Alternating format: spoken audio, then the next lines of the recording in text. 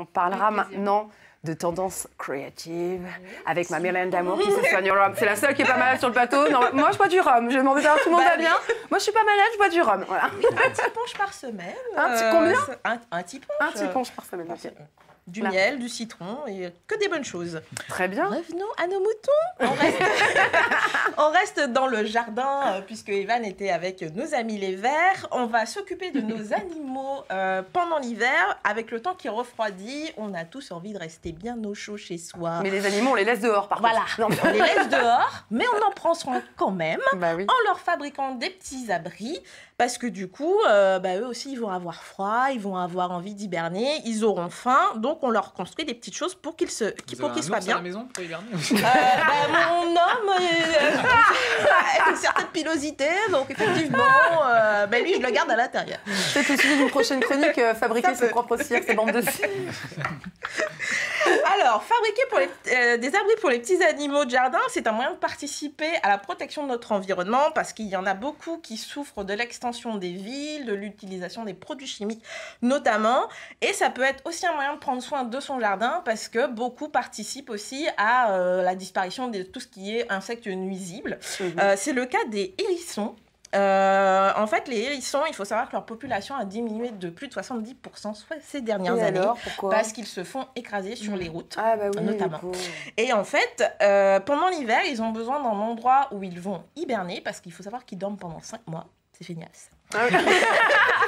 Ils sont mignons. 5 mois, ouais. À part très bientôt, ils vont commencer leur période d'hibernation. Je vais peut-être me réincarner en hérisson. Alors, on pourra les accueillir dans le jardin dès l'automne, en fait, dès le début de l'automne, en leur fabriquant une petite maison où vous allez leur mettre de la nourriture, des croquettes pour chat ou pour chien. Ça fera très bien l'affaire. Donc, pour fabriquer le petit abri, on utilise 2 caisses à vin. Il y en a une qui va servir de toit, en fait, et à l'intérieur de l'autre, on va faire 2 espaces. L'une où on mettra la nourriture et l'autre où on va mettre des feuilles sèches pour que le petit animal puisse se rouler en boule avant de faire son petit dodo. On leur fera T2, quoi. Exactement, ils sont bien. Vous avez dit quoi, Aubin ? On va leur faire un T2. Ah oui.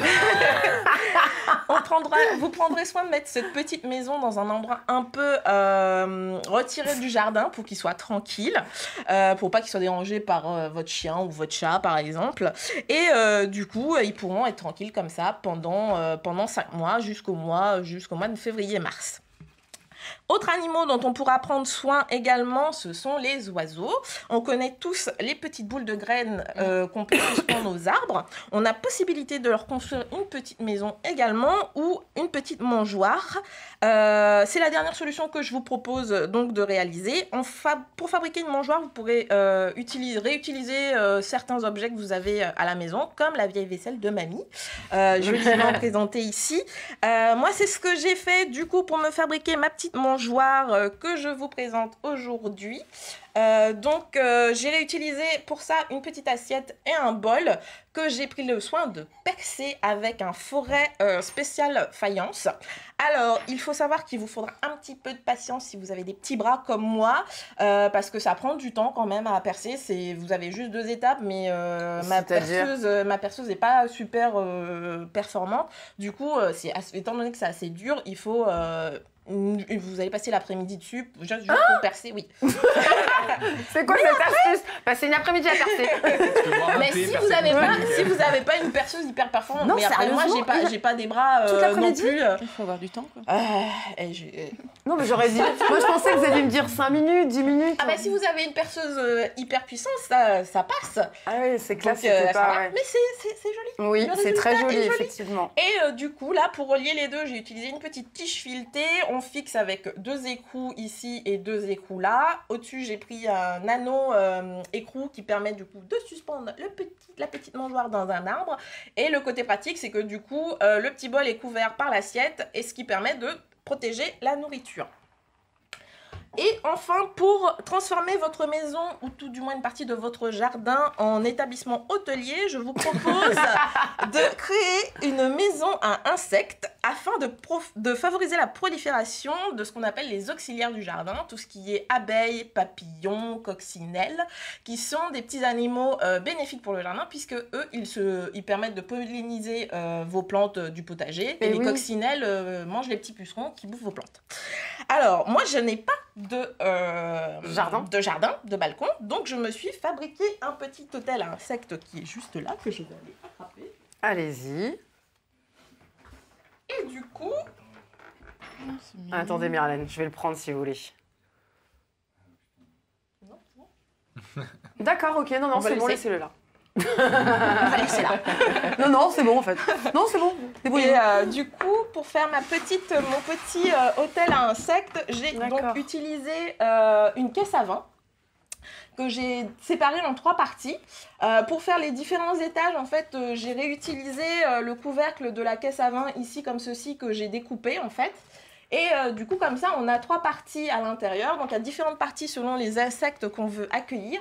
Ici, avec la partie où on a les petites branches découpées, c'est pour tout ce qui est abeilles, bourdons, Mais à la etc. maison, vous voulez recueillir les insectes comme ça, des abeilles Alors et moi, tout. sur mon balcon, Ah oui, sur le balcon, oui. j'ai un balcon assez grand. À l'intérieur de votre maison, non, je ne vous le conseille pas. Oui, voilà. Et la partie du milieu, c'est pour tout ce qui est papillons. Donc j'ai recouvert également avec le couvercle, j'ai fermé cette partie-là.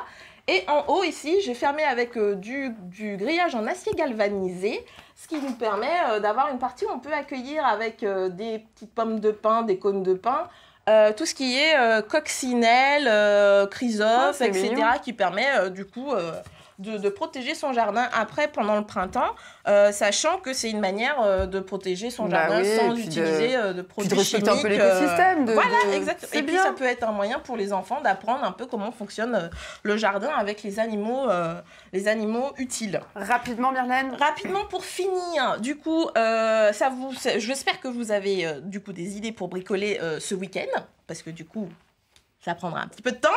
Et sinon, je vous propose de faire le plein d'idées si vous êtes du côté d'Angers, Oui. avec une idée sortie, le salon Idées Créatives qui aura lieu ce week-end, qui commence dès aujourd'hui d'ailleurs, au Parc des Expositions à Angers, avec plein d'idées, bricolage, couture, laine, Super. etc. Merci beaucoup, Myrlène. La semaine prochaine, on parle de...